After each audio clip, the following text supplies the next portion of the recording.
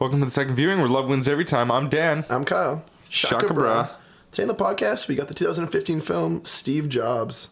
It's a pretty fun one. We actually just kind of sat down and watched this one a couple weeks ago for the first time. And I think overall, I was a little bit surprised by this movie. Very shocked, dude. We originally, when we talked about this movie and watched the trailer for it, we weren't though we love Michael Fassbender, we weren't sure if he was the right fit for Steve Jobs, but I think that's pretty much cleared up with the first scene of the movie. Oh man, this movie, I don't know, like I generally love Fassbender in most things, but he became this role in a way I did not expect him to. But it's funny that you bring that up because when we were watching the trailer for the first time, I kind of just had a bad taste in my mouth of the movie in general, just based off like the first film based off Steve Jobs that came out 2 years ago, or 3 now, Jobs. Honestly, I have not seen that movie, but it just looks bad. From what I hear, it's not very good. Well, and we also heard that surprisingly, this is the one with Ashton Kutcher, right? So yeah, I'm not going to get it wrong, but yeah. So we heard after this movie had come out that actually Ashton Kutcher's the best part about the film, which I guess you could say is the reason overall we didn't watch. Yeah, it's probably not really saying much, but from what I understand, kind of as some time has passed, that people have realized that, you know, there's the other aspects of the movie are what's actually bad about the movie, not necessarily Kutcher, but I think a lot of that was put on Kutcher initially. Still a strange choice to play him, honestly, I'm not gonna lie. But in this film, though, like you were saying, like Fassbender really commands this role. He's on Daniel Day-Lewis levels of like committing to a character. Absolutely. Like he really, especially in the very first scene was probably my favorite scene in the movie overall. And holy shit, does the movie just grab you right off the hop? Dude. Yeah, there's barely any like intro credits or anything. It's just kind of like you're into it. Yeah. I guess one thing I'll mention right off the bat is this film is put into 3 parts, based off 3 different product launches, kind of telling a different story or aspect of Steve Jobs' life and career. Which is a cool way to do it, because I'd say all those launches really speak to his career and him as a person. And you can see a lot of change in his character throughout each act and each release, before each release. Yeah, and I think you kind of get an idea of, like where his life is at too. Yeah. Right? And I think you kind of maybe, you don't necessarily relate with him because this guy is kind of hard to relate with in a lot of ways. Because that's what's fun about this movie, I think, is you kind of realize how much of an asshole he really was, right? Yeah. Like going into this movie, I did not have much of an opinion on Steve Jobs. I mean, a lot of people like the guy, honestly. A lot of people like him. A lot of people consider him a prolific icon or whatever, you know. Mm-hmm. Which I guess in some ways maybe he deserves, maybe he doesn't. That's another argument. But I don't know. I guess I didn't really know much about him to begin with either. So going into this movie, I felt a little bit. I guess I was excited to learn more about him. Yeah. And it was surprising to learn that he was such a dick. Yeah. I think, you know what, he was a dick, but he was skilled in a lot of ways. But social interaction and human kindness was definitely not one of them. Social interaction, in a way. Well, in a way, yeah. Well, a distant social interaction, right? It's sort of like from the perspective of a businessman, he was fantastic. Yeah. But from the perspective of a family man, he was horrible. Or any like closely knit relationship. Okay. You know what I mean? Say maybe he was like emotionally unavailable, sort of thing. Yeah, you could say something along those lines. You're gonna bring psychology into this. But I think they put it really well in the movie. Was that Steve Jobs was directing the orchestra. He wasn't playing any of the instruments. That's true, and they bring that up at a really cool point in the movie where he's talking about how his co-founder and friend Steve Wozniak was just a member of the symphony, and he plays the best part of his role. Yeah. Which is so condescending, but like it's strange because everything he says sounds awful. He just sounds like a dick, but at the same time, he says it with so much confidence. Yeah. That it's kind of okay. See, you see both sides. You know, you see both sides of the coin. And I think based on what this movie is telling us, you know, Steve Wozniak would have been, with or without Steve Jobs, Steve Wozniak would have been successful. However, how successful, we're not sure. Steve Jobs really took his position to a different stance or standing. Yeah, and I guess that's one of those things where in this film we do see a lot of his failures, like Steve Jobs' failures. Yeah. But obviously history has shown that he's been massively successful, even after a few hiccups. Yeah, exactly. And he kind of mentions a few lines about like how, you know, in time, like you kind of have to do that slow grind or whatever, then you finally get to what you've been working for so long. Yeah, but I mean, the guy was a little bit crazy. Like he was a little bit hell bent on getting to where he wanted to go, and anything in between there and where he is now just doesn't really matter to him. You know what I mean? No, you're right about that. He was really focused, I think, and like it didn't matter what got in his way. He was just trying to get to that goal, which I can admire, honestly, and I think that's a quality to admire. But it's also like you need to realize that people around you and your family, they like also matter. And I guess they kind of see a character arc here work, right? You see him become a better person near the end of the film, and that is nice, but I think maybe we'll get into that a little bit later. Yeah. I think what we should talk about now is you know, what we gained in the second viewing. Well, yeah, let's talk about the first section, but I just kind of want to mention that after watching it a second time, right. What I really noticed was the time gap in between each section of the movie, and I couldn't help but feel like there was a lot to it missing, but I think they did choose some really important points to focus the movie between upon. Which periods are you saying? Like between the first and the second? Yeah. Oh, okay. Between the first and second, yeah. Because I actually feel more so about the second and the third, just because it was a 10-year gap, and they do kind of that news bit to like kind of fill in that, which is nice and kind of cool. Yeah. And a really nice, cool graphic that builds up to the eye for the iMac, and it's kind of visually entertaining. But yeah, you know, it's interesting because this movie really just dwells on like roughly 6 conversations, right? Like 2, maybe 6 or 8 conversations, like 2 or 3 for each period. Yeah, exactly. It's very dialogue heavy, and like there's interesting moments in this movie where I realize like if I were to take out the score right now, like this is just a really boring scene, but the music makes you feel so involved and like it's so serious and whatnot. Yeah, and Fassbender really keeps it interesting too. I think the contrast between the first and the third was really interesting, specifically the part, and though I wasn't a huge fan of the ending, but the first scene of the movie is him talking with his girlfriend, and who he has argued in court is not his daughter, but he's paying a very small amount of child support to support her. Right.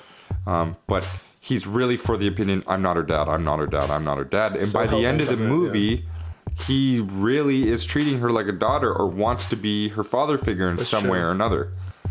And I think, to me, that actually works because they do spend a lot of time in developing their relationship throughout the film. Especially in the second part, I find the relationship the most interesting. Because in the first, or the second, I guess, product lunch, we'll call it.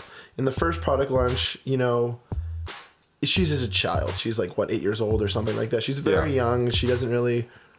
They don't interact a lot. But that being said, the interaction they do have together is very meaningful. He teaches her how to use, you know, a paint function on the Macintosh. Yeah. And it's interesting. But I think talking about, you know, on the second viewing, for me, the coolest thing that I didn't look into, because I just, you know, I thought it was just a bit of a hunch, but this movie does a really cool thing for each of the sections. Based on different time periods, I use different film looks and film qualities. Right. So, for instance, what I mean by that is in the first product launch, when they're launching the Macintosh, they shot everything in 16mm, which was common for the time. But by the time they shot for the next computer, they were doing 35mm film. And then shoot 10 years later, in 1998, they were just doing digital film. Right. Just super cool. And the qualities are the actual qualities on the movie. Like, they actually shot that first bit in 16, the second bit in 35, and digital for the last. That's fair. That is very cool. Super neat. Some really interesting planning for the movie. And it gives that feel for the movie too, like that sense of time period. And that's another thing that is really noticeable in the second time around is looking at the costumes, like the dress, the style, the music, everything is so much of that time, especially even at 4 years difference. Yeah. It's pretty interesting how well they pulled that off. Yeah. Because between the first period and the second period, there's only a few years, 4 years. 4 years. 84 to 88. Yeah. And because that was by the time when he was kicked out of the board on Apple, and then he went and started Next Computers. Yes. Which is actually hilarious. That's probably the best act, in my opinion. The second act, I would completely agree with you. I think my favorite part of the movie, opening scene is probably the best scene, which is interesting. I mean, it's cool. I don't know how much more we can talk about this, but like Fassbender honestly kicks it out of the park. I know we're Fassbender fanboys around here, and like we like most of what he does, but honest to God, his performance is kills just it's just super honest, and it's really it was really fantastic in this movie. And he keeps the momentum throughout the movie. Like you're saying, this first scene he kills it right off the bat. No time to waste. But as soon as the second scene comes to, you not only do you see like a progression in the character of Steve Jobs, but at the same time you see like how he's developing as a businessman and as a family man and everything. Like it's really cool to watch. It felt, I know it's by like a biography stance, right? It's telling a story of an actual historical event, but in a lot of ways it felt like I was watching like a really well executed documentary. It was really cool to see those two styles, like a planned documentary. It's very interesting. I mean, I know that's not really a foreign concept, but it just felt that well made to me. And absolutely. So let's talk about a little bit more what happens in the first act, and kind of how'd you feel about the first act overall, excluding the opening scene, because we've already mentioned we both feel pretty fantastic about that. Yeah, well, I think I guess again, just to reiterate myself a little bit, like I just felt like it was a good way to set up everything. You kind of got an idea of where Steve Jobs is at in his career, and you got this this relationship setting and like kind of this crazy I don't know, kind of like marital situation or whatever, the separated situation that's going on. I had no idea about this. So in this film, we realized that he, there's this woman who is saying that this Lisa is his child, and he denies it. Time Magazine writes an article up about it, and he tells them that 28% of America could be the father just based on the blood type alone. Yeah. Even though there's a 94.4% chance he was the father, it was a huge chance that he was the father. But like you said, he was just wanting to admit it, or like not admit that she was his daughter over and over again. Yeah, taking any legal stance to not be the guardian. Right. And I think this is interesting. Like, it's interesting to see, like, in that point in time, I feel like those headlines were huge. Like, as much as we like criticize celebrities now and like it could really ruin a reputation, back then if you like, I don't know, like if you any form of infidelity or anything that hit the news in a mass market, you were done. Yeah, exactly. Because nowadays there's so much shit happening in the mass media. There's so much media shit to get noticed now. Yeah, exactly. I mean, you could have 15 sex tapes. You could kill a person. It doesn't really matter these days. People still love you because they love you, right? But back in those days, you could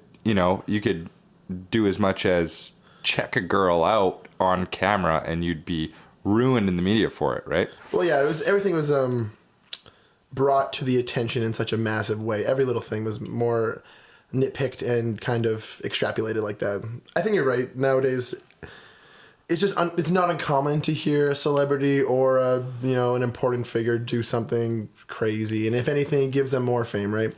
Right. But yeah, think about Steve Jobs. He's so focused on his career, and not even that, but like himself as a brand, and Apple as a brand, and the Macintosh as a brand, and everything as a brand, to the point where like he doesn't want anything to tarnish his name whatsoever, which I think is a little bit hypocritical considering how he treats everyone. Yeah, do you know what I mean? Like I feel like if anything, that should have been in the news, and it wasn't though, because. Well, I mean, if you do a little bit of research, you could find out he was an asshole. I feel like that's kind of common knowledge in a way. From after watching this movie, I realized it's common knowledge, but going into it, I didn't really know that, honestly. Well, I had heard a lot of stuff, especially in the last few years. And yeah, it's not that I like don't believe it. Someone would tell me, like you told me that, and I was just like, oh, okay, I could see it. Like I don't know. I mean, he had so many amazing skills, mostly in marketing and design and long-term plan. Right. Long-term planning. He was amazing at those things, right? And amazing at appealing to people's needs and keeping that in balance with making money and he was all about creating something that people would want. Yeah. And along with that definitely comes with something like he knows that people aren't going to come back and buy it if it doesn't work well, right? So, there was that balance where he was trying to bring a product to the table that worked well and people would want, but he wasn't really going out of his way to help anyone. He kept it closed, kept the system completely closed, incompatible with a bunch of different parts, which is kind of the opposite of what his partner and one of his good friends, Woz, wanted. But that's true. I think it's interesting. Like, answer this for me, man. What do you think? Do you think he was ahead of the game with the Macintosh, or do you think he kind of jumped the gun? I'd say in terms of design and marketing, he was ahead of the game, and he pushed that part of the game forward. Okay. Like he definitely pushed other companies to keep up with what he was doing better. Right. Like, was he necessarily doing hardware, components, build, operating system better? It's arguable, but he definitely was doing design and marketing The way he was better. looking at a consumer product was in the long run, and I just don't think... I don't know if it was the marketing alone or what it was, but at that Combination of the two, maybe. it didn't go over well. And that's what we end up finding out in this first section is it's all about the Macintosh launch, which is coming off of years and years of supporting the Apple II, which is Apple's first successful PC, personal computer. And I think...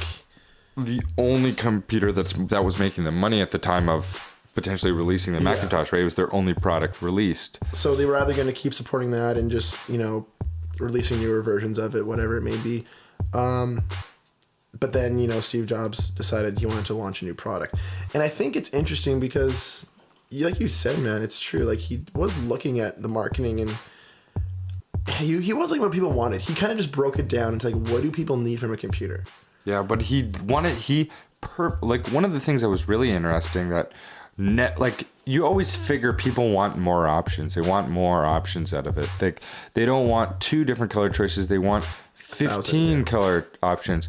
But when it comes down to it, that could push someone away from buying a product because there's too many questions. Do I want this and this? Or do I want this combination? Or do I want this color with these ports, with this drive, with this and that, right? That could push someone away from buying it. So what's cool about Steve Jobs is he was able to figure out that if he gave them 2 font types, 1 color choice, not a lot of options, but he still made the computer function for the purpose it was meant to function on, then like people would want to use it for those options. Exactly, because it was simple. His whole thing was simplicity. Pick it up, don't worry. There's 1 color, that's it. So, and we can see that obviously evolve into even like Apple products today. Yeah, those philosophies still exist. Yeah, to some extent, I think they're diluting a little bit. Definitely, but I think that's just working with the times. Obviously, that technique didn't work, right? Like that in the long run, it didn't work because it was too closed. Mm-hmm. But in the same way, there is kind of that idea of, I mean, look at Mac OS in general. It's all built around the UI, UX. It's all user experience. It's not necessarily what's behind it. There's not a lot of back end stuff that's kind of readily available. It's there. You can do what you want. I mean, I use a Mac, so I kind of like know how to work that shit if I need to. But the average user isn't really brought to the attention of that right away. Yeah, you don't have to be bogged down by that right away. No, for example, you might own a different type of PC, like a Linux computer or Ubuntu. You got Ubuntu on there, man? you might be working with Ubuntu. You might be working with a different type of operating system, Windows, etc. And you might have to know some other specific features like how to use the command window or something like that, right? Yeah, but it just he did this kind of interesting way of simplifying things. Mm-hmm. I don't know if it necessarily is simplifying it, but like you were saying, it's kind of looking at, I guess, like just looking at options, what people want. Even if you jump forward a little bit here when he's talking about the iMac G3, and he's like, we built this computer for what customers wanted in mind, and right now it's the internet. So he built that computer around the idea of the internet. Yeah. So I mean, look at that today. Look at the MacBook Air. It's just there to do basic computing. It's internet. It's a similar idea, and I think that's interesting. That maybe that does make him a visionary. Like I don't know. Like I don't consider him that, but like in some ways. I mean, another example of why I think he's ingenious in some ways was, you remember the scene in the movie where he wants at the Macintosh launch, he wants the Mac to say hello, but the demo failed and it's not saying hello, and they're running it on a 512-bit memory board or something like that, right? And they take a risk and they put it on the 256 board just to get it running. But to get to that point, Steve Jobs has to yell and sort of threaten to embarrass and disgrace the guy who's in charge of, he really takes this guy who's in charge of making the Mac say hello. He takes that guy to a new low, forces him into a corner, just berates him and brings him down to the point where he's got nowhere else to go. He's forced to make this happen somehow, make the Mac say hello. Otherwise he's going to be totally thrown on the bus. Steve Jobs is going to threatens to make his life threatens to ruin his career, embarrass him basically, right? Knowing how important the media was. What's really cool is, excluding the fact of how rude and cruel he was to this dude, he still somehow figured out a way to get the Mac to say hello. Right. Whereas any normal nice dude would say, okay, well, if it's not going to say hello, we want this to work properly, so we'll make it say hello next time. Steve Jobs didn't take no for an answer kind of thing. He forced it. He made it happen. So in that kind of a way that he could really make something happen by doing nothing but using his words and his delivery and his vocals, that kind of makes him a visionary. Whereas he pulled people together, pushed them to do things, pushed their limits to the point where they came up with a product. All he had to do was orchestrate them, get them there, and have them focused on a certain thing. The symphony bit is definitely a good metaphor, and they bring that up in the film. But I think you're right, man. He literally looked at his members of his team as tools, essentially. Yeah. And how he could utilize their, whatever traits they had, the best ability as a tool. Mm-hmm. And he treats Andy Hertzfeld in that way, making sure it says hello. Matter of fact, I think his earliest version of treating someone like a tool was with Woz, right? True. Treats like a tool. Woz. Poor Woz, actually, honestly. Yeah, really, realistically, Woz designed this amazing board, right, for the Apple II, and Steve Jobs said, no, we want less options, we want less ports. No, we're going this direction with it. He let Woz come up with this amazing board, and then he stepped in and put restrictions on it. You know what I mean? And he decided how it was going to go. While Steve Jobs is twiddling his thumbs on the driveway, Woz is designing this great board in the garage. Yeah. And sort of that was Steve Jobs' position. Do you think that bit about the art, a computer is not a piece of art, do you think that's do you think that line actually happened in real life? A computer is not a piece of art? Yeah, where Woz kept saying that. He's like, the computer's not a piece of art. The computer's not a piece of art. Yeah. And then he's like, say that again. And say, fuck you. Yeah. Computer's not a piece of art. Fuck you. Computer's not a piece of art. It was... I don't know. I could believe it just based on what... I guess to bring that up, Steve Wozniak is brilliantly portrayed by Seth Rogen. Yeah. Kills it. Our boy Seth Rogen actually did a fantastic job, and I wouldn't even consider him an amazing actor. He's a funny dude. Yeah. I don't know if I consider him an amazing actor. He's one of those funny people, Yeah, he shout out to our previous video, Funny People. If you haven't checked it out, please go check that out. But yeah, Seth Rogen does a great job in this movie portraying Woz for sure. But some accolades came out for this film. Also, we got a little bit of nominations going on this year for this movie. Oh yeah? Yeah, we had Kate Winslet was nominated for Best Supporting Actress at the Golden Globes. She did great. We didn't bring her up. We haven't brought her up yet, but she Joanna Hoffman in this film, his personal and life assistant to Steve Jobs. Yeah.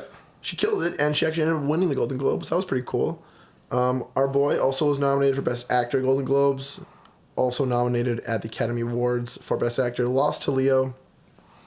I was making some bold claims the other day, but... Made some bold claims. Anyways, well, that's a discussion for another day. I'm just saying, you guys, just please go watch Revenant again. And if you've already seen The Revenant, check out our cast on it. But just make sure you...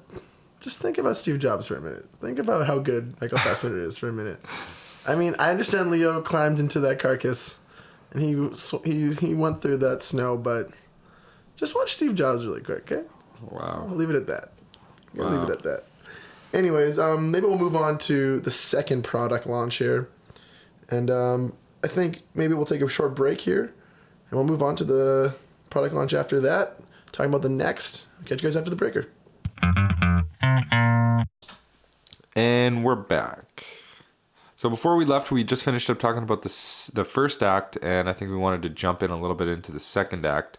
And so sort of where the second act leads into is 4 years later, 1988 is where it starts, and this is when this is after Steve Jobs has been kicked out of Apple, Right. and he leaves to start up his own project with a lot of the same team members that he had for the Macintosh release in the Right. first act. Yeah. So now he's working on something called Next Computer. Honestly, I love everything about the Next. Honestly, I'm really into it. The Next, like this is we mentioned this just before the break. Like This the is best where part his of the movie. genius really shines. It's kind of funny, like yeah, like this is to me. This is the act where like you get the whole idea of what Steve Jobs is. Yeah. Because not only do you kind of see his like crazy business side, but his design theories, the way he looks at the computer as an art piece. He really does. The way he decides to make it an imperfect cube only in the way that so when people actually look at it, it's an optical illusion, like it looks like a perfect cube. Yeah.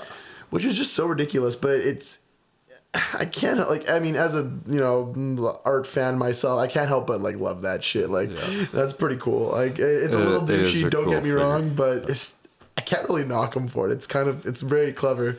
And I mean, what the funniest part to me about the Next is the fact that they're boasting about the operating system that doesn't exist. The whole computer is a demo. The whole product launch is a demo. They never even developed the OS. They didn't even bother with it. They had the hardware, they had the design, they had a demo, and that's it. It was genius in many ways, and yeah, I don't know. I think it's pretty funny. Like you're right. This is hilarious. He makes this OS just so he can say he essentially has a new product to launch. Yeah. But he does still keep in mind that he wants this to be an educational tool. He's always thought that, he's when he was talking about how, Macintosh donates millions of dollars of computers to underprivileged schools year long, in reference to his daughter essentially.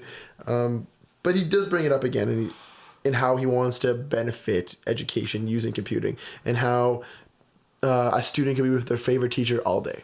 Yeah. And he wants to see that future. Which is kind of ironic because he dropped out of college to do this, right? He dropped out of college to sell products to college students. Right. That is pretty funny. But I think Steve Jobs was fucking the system since day one.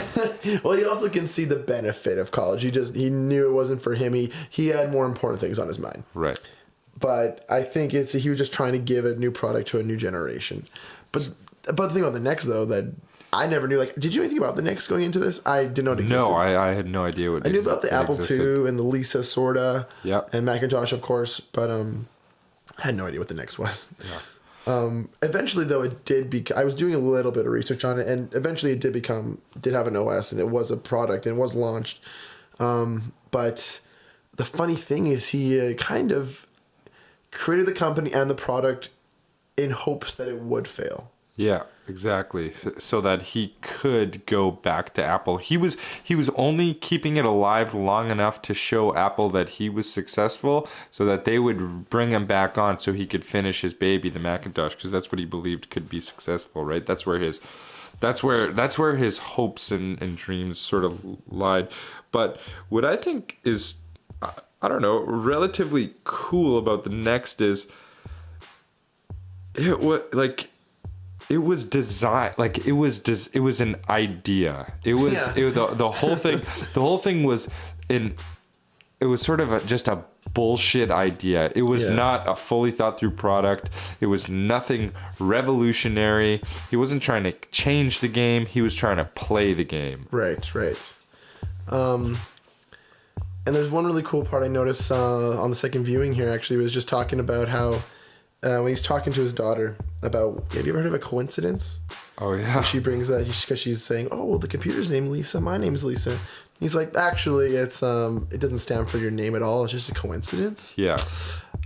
Stands for what does he call it?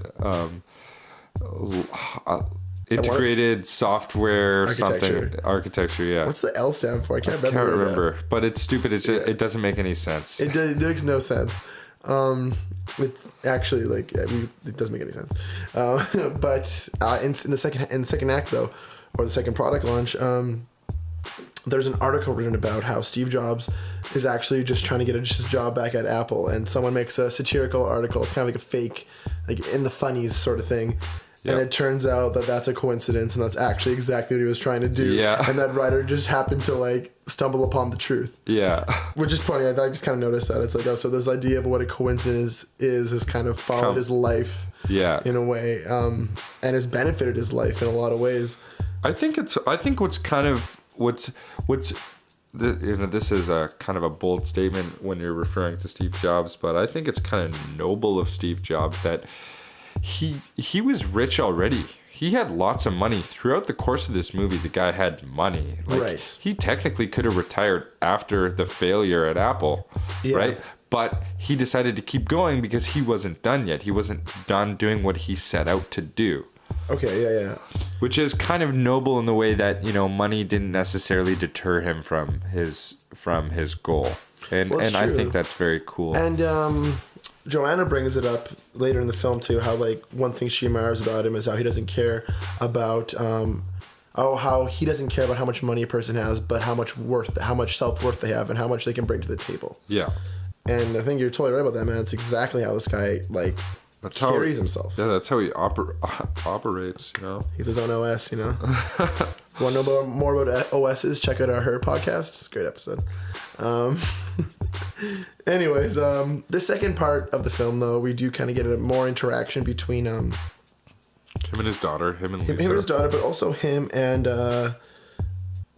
John Scully, who is one of the board members and CEO members of Apple, played by Jeff Daniels. That's right, yeah. Actually, one great point to bring up about the first part is the trailer, the commercial they played at the Super Bowl about the Macintosh being launched, and that is a crazy popular commercial in pop culture history of 1984, the oppression of like what 1984 was predicted by George Orwell, and how there's that society that lives now, but the Macintosh is going to be the thing to physically break the mold, and everyone's wearing gray and whatnot. Well, it's one of those commercials that everyone remembers. Everyone knows. They're playing the Chariots of Fire music. It's just very iconic.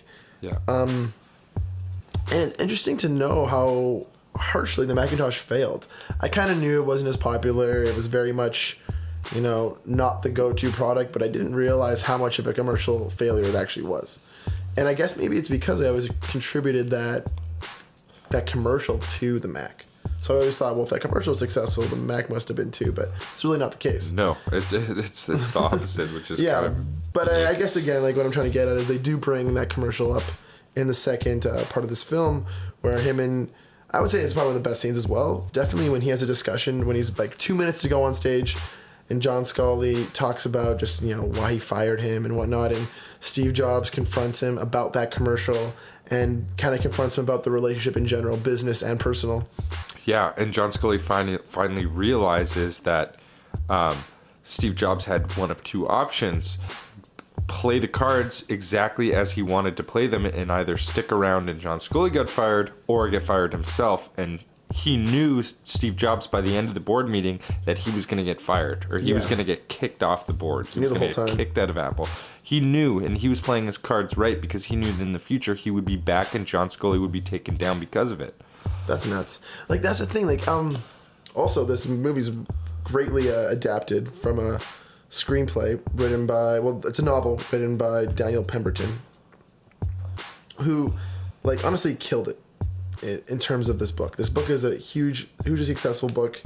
It's an iconic cover of Steve Jobs holding his face, like, right. And I mean, not only is that an iconic image, but it's an iconic book. And Aaron Sorkin, the writer of Social Network, great film, by the way, adapted that screenplay and wrote it for this film. And Aaron Sorkin kind of has this natural ability to honestly look at like office talk dialogue, kind of like, we talk about Tarantino writing great dialogue in terms of characters, but Sorkin's really good at writing dialogue in terms of business settings in a way. Like, that's kind of what the guy specializes in, like the newsroom, the Social Network, like these really minute, not very interesting settings that he makes interesting. Right. Well, I think it's because of the setting and the game that you play when you are in the business world. You put on a front and you represent certain things, and certain things represent you, and there's certain strengths and weaknesses to the system that is, business, especially in the United States. And I think being the person representing the system and playing in that system, it creates a really unique form of, it's almost like chess, really, when two businesses or two members of a board intricate. Are going against each other. There's certain moves that will bring upon certain reactions, right? I gotta call myself out here really quick, man. Gotta call myself out. Go honestly, sorry guys, but this movie was not. The book was not written by Daniel Pemberton. It was written by Walter Isaacson. Wow. Wow. Sorry, Walter, man. That's my bad, dude. Straight up, Walter. I love you, man. Daniel Pemberton was the composer of this film. And man, I botched it on that one, dude. You botched it. That's all right. No worries. But similar to someone botching it, that's our boy Steve Jobs also botching the next launch. But in terms of that, though, he did it on purpose, like we were talking about, because he had he knew that he built a name for himself based on the next computer. He knew that Apple was going to come back to him at some point. Yeah. He could. And of all the people in the world that would know the next was going to fail, there was only one, and it was Woz. Exactly. Woz knew. He's like, this. That's hilarious, man. And one recurring thing in this film is Woz keeps wanting him to mention the Apple II computer at a product launch. Yeah. And it's quite funny to see their relationship because they kind of are each other's foil, but at the same time, they're best friends. Yeah. And it's a pretty cool interaction. Well, it's funny how business changed that. It's true. I mean, sometimes if it's business or friendship, man, you got to pick friendship. That's just me, though. You know, if you got the $500 retainer, that business, dog. If you're gonna start watermarking, you know, you got to watch out for that. But well, before we move on to act number 3, I think we should sort of talk about the last really important thing in my eyes about the second act, which is the relationship with his daughter. Right. And the fact that, you know, she really wants to stick around and Steve Jobs do his new launch, and she's skipping out on school to do it. And Steve, in a certain light, makes out his mom to be the bad guy, where he sort of brings up a couple things in, I think it's his dressing room or waiting room or something along those lines, about how if you ever hurt our daughter, if you ever hurt Lisa again, like, don't expect anything from me kind of thing, or don't ever do that again. Because I don't know what happened, but there was a quabble between his girlfriend, or the mother of his child. Yeah, and Lisa, and she throws a bowl or something like that. But it's also so suave in his regard. In the way. He plays his cards, and he brings that up at the time he needs to. He's like, you know? do you not know that I know people, and I know people who know people? So if you ever throw a bowl at our daughter again, you won't be getting any money. It's like, whoa, dude! Like, this guy's ranked. This guy's on that savage vibe. Like, it's crazy. He's ruthless in that way, where he plays the card at the right time to get what he wants. You're right, though. He does put her in a bad light. Yeah. And I think if she's the bad guy taking the daughter to school, even though he's the one pushing for her to. But we do see more kind of events unravel that do kind of put her in a darker light. You know, the daughter straight up says, like, I want to come live with you. Yeah, you know, exactly. She's very much interested in his life, and also can maybe see benefits of living with him as opposed to her mom. Yeah, well, I kind of think her mom, after arguably what Steve did to her in the first act, you know, denying that Lisa or denying that Steve was denying that he was the father of Lisa, and refusing to give his girlfriend more money, refusing to provide for Lisa more and stuff like that. He, you know, I think that really took a toll on his, like, the Lisa's mother in some way or another. She ends up becoming greedy and selfish, and you know, she wants more and more from Steve, and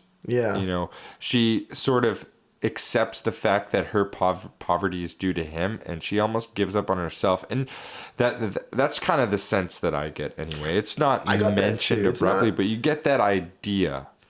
And I guess it is kind of, we don't see Chrisanne in the third act, but we do see her in the second, and like, you could tell that she is kind of distressed. Yeah. And she says, like, oh, I need money for, you know, this sinus infection I have. He's kind of like, sinus infections, doctor checkup does not cost $1,500. Yeah.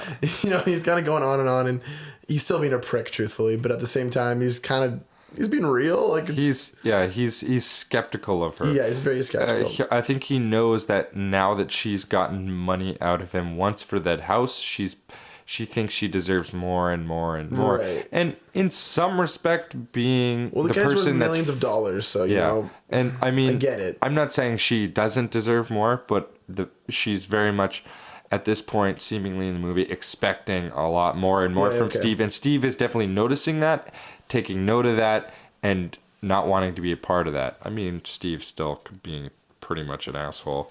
But I think those are a couple of good things to bring up, is that, you know, Lisa's clearly remained around and enough to be comfortable to be at her dad's workplace even before a big launch. Right. You know, she's not distant. She's definitely around. And Steve is definitely around. I think you're right. That's probably the most important part of the second act. The second act's pretty interesting, though. Like, Scully and him conversation, and then Lisa, like, to me, that feels like the highlight of the film. Yeah, I agree. I think it's my favorite act overall. And that kind of brings us to Act 3 and the third product launch, where he's trying to launch... Well, I guess we'll give a little more background. Essentially, at this point, you know... 10 years later. 10 years... And, like, that's kind of, like...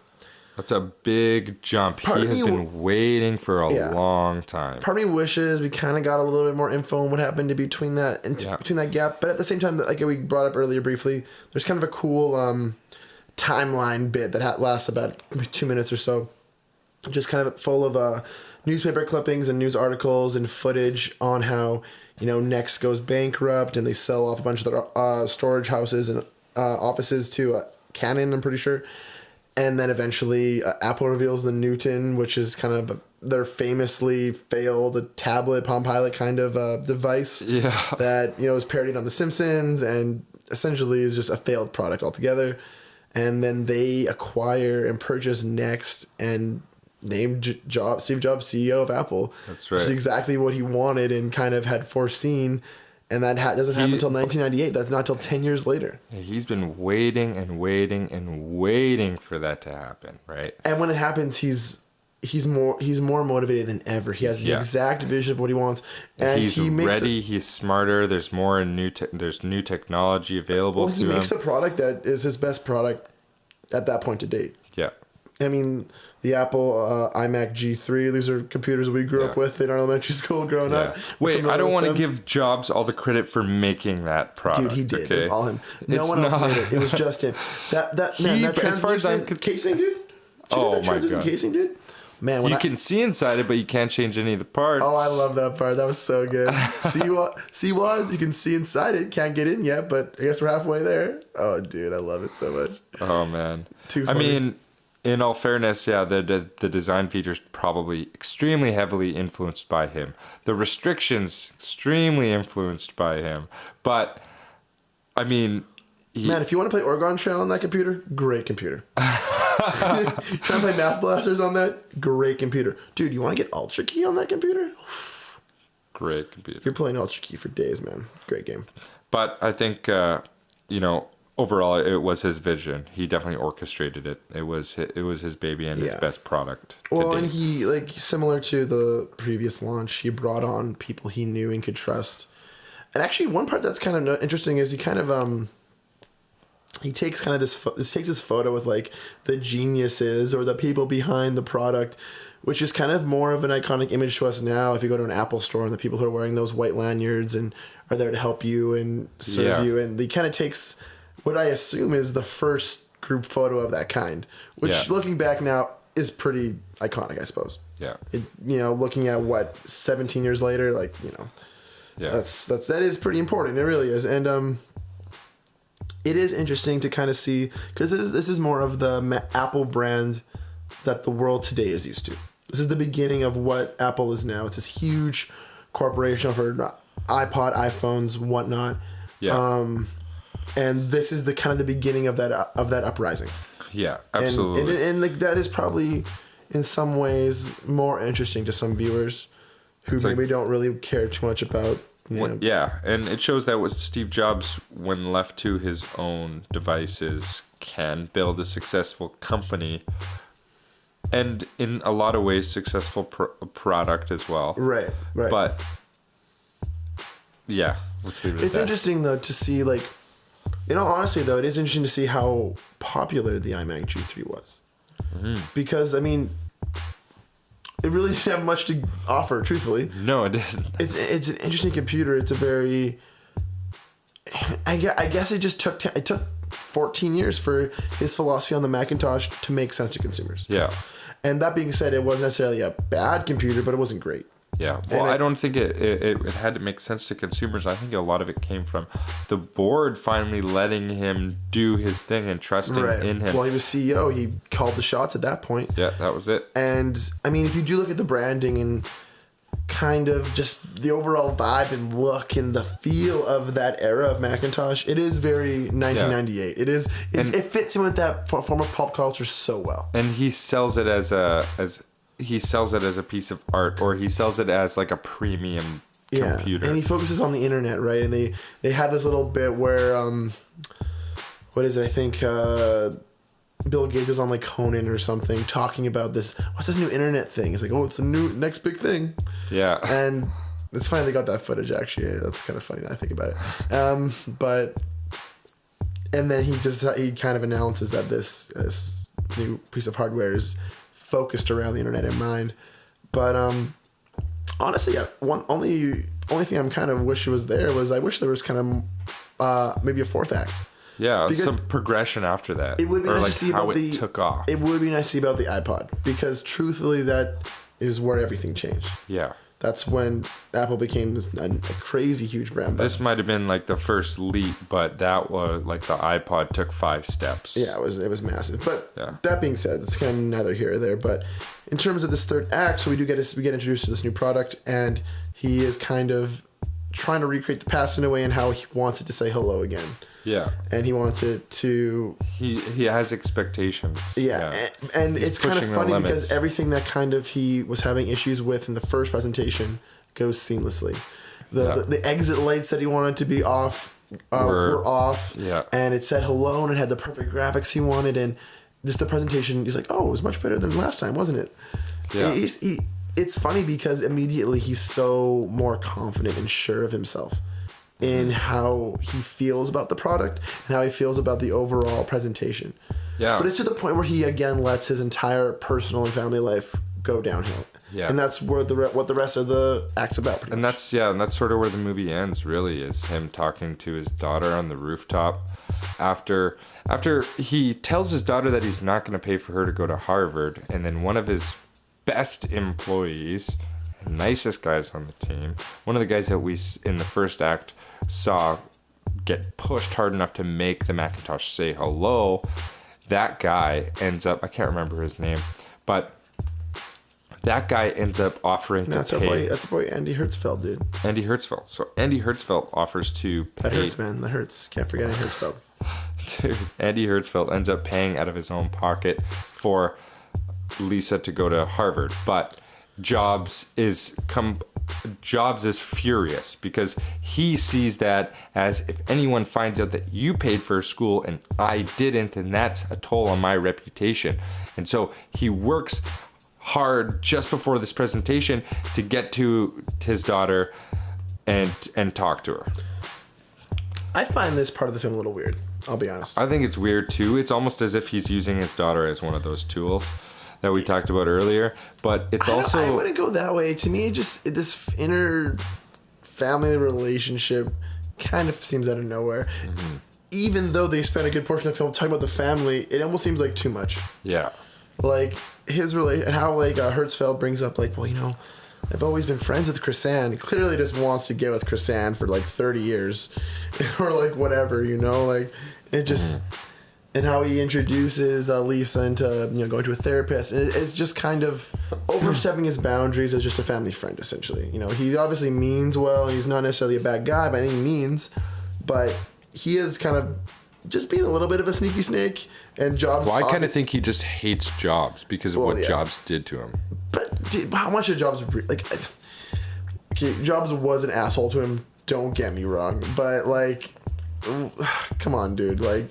It's one thing to maybe focus on the business aspect, but like he's digging into his life very personally, looking at his daughter, his ex-girlfriend, aka the wife of his daughter, trying to be for her college. It just, the dude seems a little bit weird. He's maybe stepping over some lines to pay for her college, absolutely. Well, they're telling her to go to therapy, which is whatever, but it's just he's very much involved in a too far of a way. But maybe I would see it as from the perspective as maybe he recognizes he's known Steve Jobs for how long. He's known Lisa as she has grown up, known her mom. So to have this girl that you've seen grow up and know you most of your life come to you and ask what to do in a situation, it's hard, like I could see why he would try to give her advice, or I could see why he would go out of his way to like make sure that she could go to school because that's important to him. But it also, I mean, but to keep that from her father is strange. Yeah, I think that's strange, but I think he knows Jobs well enough that he's not going to go and tell him that right away. Well, I think he's just more or less frightened of Jobs, honestly. Yeah, exactly. But then again, does that make it right? I don't think it does. If he knows he's doing something that her father wouldn't approve of, does that really make it okay? I don't know. But that's kind of what I mean, though. It's like it is a weird situation. I feel like what we're talking about right now doesn't relate to anything else the movie is about. So because of that, I find it strange. Yeah, this is my least favorite part of the movie. Is you get the whole third act is him. Like in the beginning, in the first two acts, he's very conscious of, no, everything is on time, always, we're never late. Yeah. In the third act, he's late, and he openly says, I don't care if I'm late, it doesn't matter. Well, I don't mind that part as much, only because it's him, sacrificing his work for his family. And that's good character progression, and I'm into that. But I see what you're saying. They do kind of sacrifice some aspects of the film that they're so certain of. Again, that being said, though, the first 5-10-ish minutes of this act, I find really cool. Like, it's very intriguing. It's very, they show that intro, and it's, hitting with punches. Well, especially after 10 years, there's a lot to be said, right? There's a lot going on. A lot has changed. Everyone's a little bit more excited about everything, and, even the look and feel is different. This as part of shot on digital, and it kind of shows. Yeah. Everything's a little bit sleeker, crisper, a little cooler. Everything's working out for Steve. Yeah, and then the weird family shit kind of gets in, and him and Joanna, she confesses her love for him, and well, she doesn't really confess her love. She's I loved you my entire life, and well, she says I love you, but she's not saying it romantically. I think she was, dude. I don't think she's saying it romantically. She definitely was. She's like, what do you mean? Of course I've loved you, and all this stuff, and I've watched you grow, and she was into him, dude. I don't think she's into him at all. Dude, Joanna was into Jobs. Joanna was not, dude. No, Joanna was just saying I love you as a friend. You need to smarten up. Man, honestly, she went to church every Sunday to worship her love, Steve Jobs. No, that's fucking serious, bullshit. Dude. That's what happened. Joanna was dying for SJ, dude. Well, what'd you guys think? Is Joanna into SJ, or is Joanna just love him as a friend? Please tweet at us at The Second View. That'd be great. Get at us. Facebook, Twitter, Instagram. We want to know it all. But anyways, I think this is a good point to leave the film. Yeah. It's really... This is where the movie ends. The only bit I'd like to bring up, though, is he does briefly mention while he's kind of clearing things up with Lisa... And she's holding his Walkman, and he's like, it's cheesy, but I love it at all. Yeah. He says, he's like, I'm gonna put music in your pocket. She's like, what? You can do that? He's like, I'm gonna put 1,000. No, maybe I'm gonna put 1 to 500 songs in your pocket. Yeah. I don't want. We're not cavemen anymore. I don't want you to carry around cassettes anymore. Yeah. And obviously he's alluding to the iPod, which I think is funny, and it's a little cheesy. But it's a cool place to leave it off. It is kind of an interesting way to leave it. It's probably the best part about the ending, even though the ending is my least favorite part. And, you do kind of get a quick little interaction with him and Scully again. And Scully brings him a Newton, and he says, you might as well keep that box. You can sell it, make more money off it than I ever did. Yeah. And that's actually pretty true. I feel like I'm sealed Newton boxes right now. It's worth a lot of money. But it's just kind of, it is a little bit strange how they decide to tie everything up. Only because I do think the third act starts strong, but ends weak. Yeah, I agree. Other than that, the movie as a whole is very strong. And so I'd say I would recommend it first or second viewing. Yeah, and I think the only reason that last part of this movie feels a little weak is because Apple needed to put a go-ahead on this. They didn't want people leaving the theater thinking Steve Jobs was a total piece of shit. Right. They wanted it to be like, okay, you can tell the truth, that's fine. but we still want people to leave this being like he was a good guy, right? Right. And Or they wanted to have a better opinion of him. And I think they may have focused on that a little too much, and that's why it comes off a little forced. I agree. And also, it makes me a little sad that him and Waz kind of ended on bad terms, but that's just... I'm down for a good romance every now and then, you know. But yeah, again, I agree with you, man. Overall, Joanna was into Steve Jobs, so let's remember that. Well, let's just not forget that Joanna pretty much just loved him as a friend. Yeah, anyways, but if you're going to go to church, make sure you go to the Church of Steve Jobs to see my girl Joanna over there. But thank you very much. Thanks for tuning into the second viewing. Make sure to check us out on all forms of social media: Facebook, Instagram, Twitter, YouTube, SoundCloud. Hit that subscribe button. Yeah, you gotta hit that subscribe button for lots of upcoming stuff. We're gonna have some videos, some good reviews. Things in the pipeline. Also, if you're subscribed on iTunes, make sure to rate us 5 stars. Leave a review. That'd be cool. And if you're not subscribed on iTunes, go ahead. Check us out. Yeah, please do. All about that Apple product, right? Peep game. Get on that promethazine lean. Peace. Have a good week.